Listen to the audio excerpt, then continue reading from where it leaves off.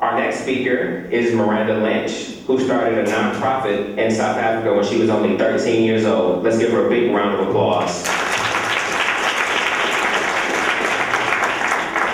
Hi everybody, how are we doing today? Alright, as he said, my name is Miranda, and I'm the founder of Ishipo. I'm here today to talk about taking the initiative. It's something that I believe very strongly in. I've seen many people pass a lot of opportunities by because they believe that someone else will come along and do it for them. Chances are that person's not going to do it either. It's a cycle that keeps things from progressing. I believe very strongly also in my nonprofit and what it's doing for the world. When I was 13, I started Ishipo, and we're a sustainable food gardening profit in South Africa. And people react very strongly to this, like, wow, you were 13, I'm an adult and I wouldn't have done that. What could have possibly inspired you to do this? And the answer is I found something that I was passionate about. In Africa, we spend $3.5 billion every year on aid. We can continue doing that for the next 100 years, or we can continue to do that for the next 5 years. And there's a way to do that. We've been dropping bags of rice and food and clothes over African villages for decades. And while that may seem charitable, and while it does keep people from starving, it's not sustainable. It keeps them dependent on us, and it's a real problem. And I saw this cycle firsthand when I was 13 years old. My dad and I went on vacation in South Africa, and we loved backpacking and giving back to the community and seeing the real places that we go. So we decided to stay in a village called iNzinga. While we were there, we became very close with the family. And I'm not going to lie, the first night I was there, I was really upset. I didn't want to take part of the vacation to live in my hut, you know. I didn't want to live in a place where baths were not an option because they could make a family go hungry for a week. And the only food to eat was cornmeal and canned fish. It didn't sound fun. So I had to adjust, and the second day I was there, I began to work with the preschool and became more acquainted with the village.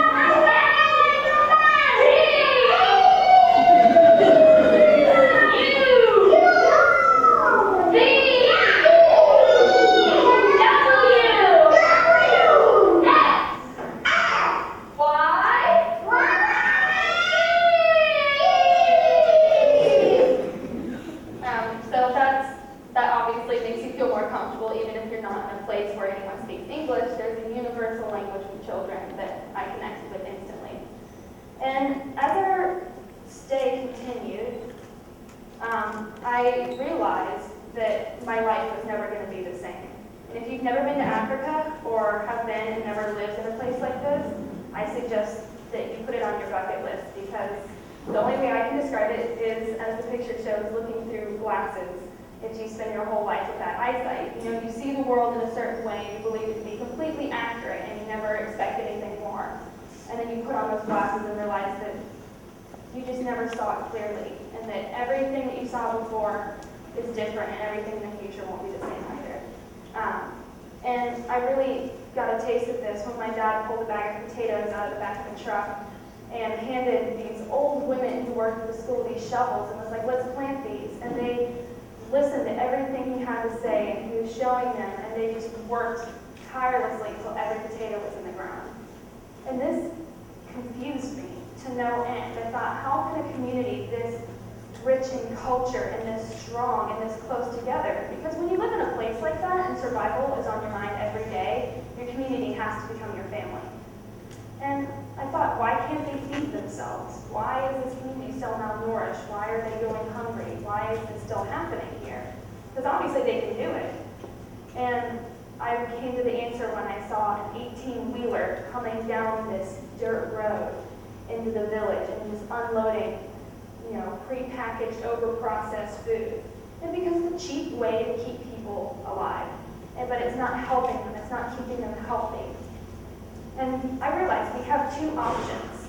We can pull out of Africa and hope that they can sustain themselves and learn how to live healthily, or we can find a sustainable solution that only requires a set amount of resources and time. And then I came to sustainable food gardening. Sustainable food gardening is a system where the nonprofit, in this case Ishipo, gives shovels and provides education and initial seedlings to villages so they can teach themselves how to garden. And with that, they can grow vegetables for them to eat. They can start a market. They can sell excess vegetables and use that profit to buy school supplies and extra seedlings and keep up their gardens. And I realized, well, if we could do this, we can leave in 5 years and not have to worry about coming back because they can take care of themselves. And that's a beautiful thing. It gives them their independence. And so I told my dad my idea, and we looked around for nonprofits that we could support who did the same thing. And after finding none, I was like, Dad, let's start our own nonprofit. And strangely enough, he was like, okay. And then we called my mom and we were like, we started a nonprofit. If you could start the paperwork, that'd be great. And it just happened so quickly. And it was really a blessing. And the first year of Ishipo was very difficult for our whole family, but especially for myself. I had always been very shy.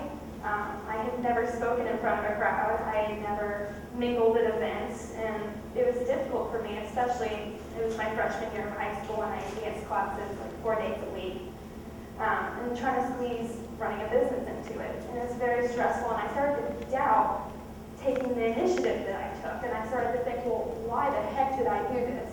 This is ridiculous for a 13, 14-year-old to try and do this. It's too much. And then the following summer, we went back to Africa, and I realized, like, this is why I do this. This is where my passion lies. I love these people, and I want to make a difference in their life, and I want them to continue to make a difference in mine.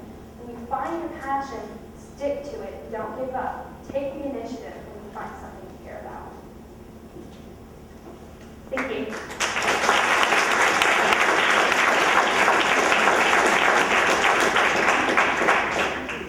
Thank you, Miranda, for really just showing us the importance of passion and sustainability.